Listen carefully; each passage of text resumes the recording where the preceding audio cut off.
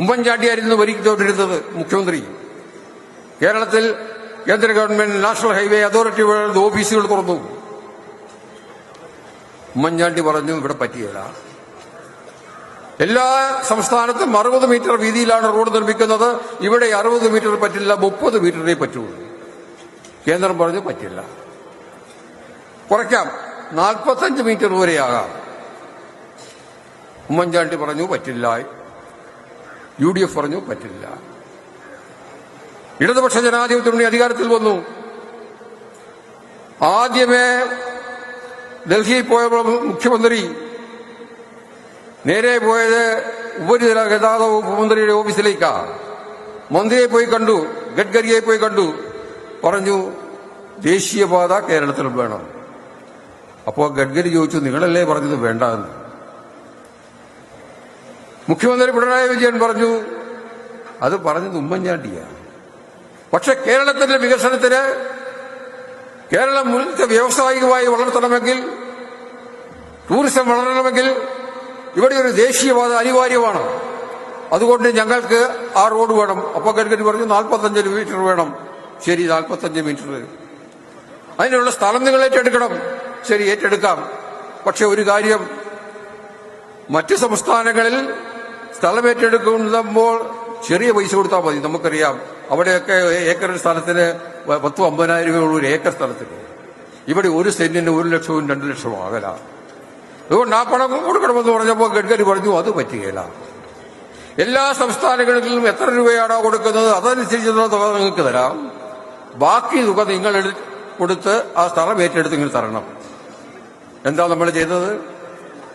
കിഫ്ബിയിൽ നിന്ന് 5,680 കോടി രൂപ കടമെടുത്ത് കേരളത്തിൽ അങ്ങോളം ഇങ്ങോളം ദേശീയപാത നിർമ്മിക്കുന്ന സ്ഥലം ഏറ്റെടുത്ത് കൊടുത്തു. പൊന്നും വിലയാ കൊടുത്തത്. നിങ്ങൾ ഓർമ്മിക്കുന്നുണ്ടാവും, തളിപ്പറമ്പിനടുത്തുള്ള കീഴാറ്റൂരിൽ 7 CPM പ്രവർത്തകർ, സജീവമായി പ്രവർത്തിക്കുന്ന CPM-കാരാണ്.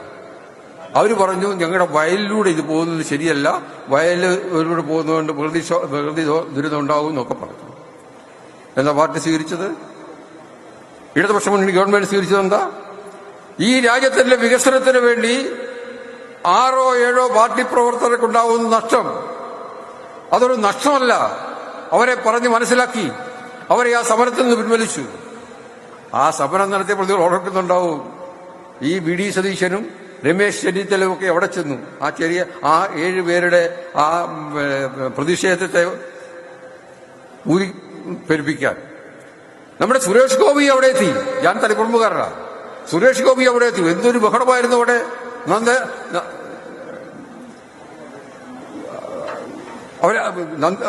സുരേഷ് ഗോപി പറഞ്ഞത് ഞാൻ നേരെ ഡൽഹിയിലേക്ക് പോകുന്നു, ഈ ദേശീയപാതയുടെ ഈ അലൈൻമെന്റ് മാറ്റിയിട്ടേ ഞാൻ തിരിച്ചു വരുള്ളൂ എന്ന് പറഞ്ഞു.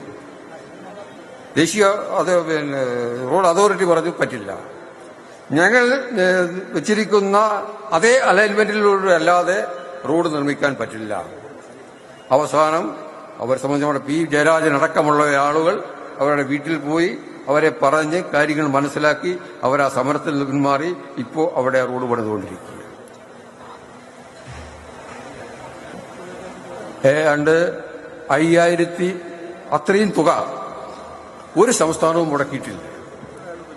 പിണറായി വിജയന്റെ നേതൃത്വത്തിലുള്ള ഇടതുപക്ഷ ഗവൺമെന്റ് ഈ രാജ്യത്തെ ഒരു നവകേരള സൃഷ്ടിക്ക് വേണ്ടിയുള്ള മുന്നോട്ട് പോകുമ്പോൾ ഏറ്റവും പ്രധാനമായ അടിസ്ഥാനപരമായി വേണ്ടത് റോഡുകളാണ്. ദേശീയപാത മാത്രമല്ല, നമുക്കറിയാം തീരദേശപാത 10,000 കോടി രൂപ കിഫ്ബിയിൽ നിന്ന് കടമെടുത്തുകൊണ്ടാണ് നിർമ്മിച്ചുകൊണ്ടിരിക്കുന്നത്. അതുപോലെ തന്നെ മലയോര ഹൈവേ 10,000 കോടി രൂപ ചെലവഴിച്ചുകൊണ്ടാണ് 1,265 കിലോമീറ്റർ നീളമുള്ള ദേശീയപാത നിർമ്മിച്ചുകൊണ്ടിരിക്കുന്നത്. ഈ 3 റോഡുകളും അതോടൊപ്പം ജലപാതയും 3,000 കോടി രൂപ ചെലവഴിച്ചുള്ള ജലപാത. ഇതെല്ലാം നിർമ്മിച്ചു കഴിയുമ്പോഴേക്ക് നമുക്ക് യാത്രയുടെ കാര്യത്തിൽ, ഗതാഗതത്തിന്റെ കാര്യത്തിൽ നമ്മൾ ഏതാണ്ട് സംതൃപ്തരാകും.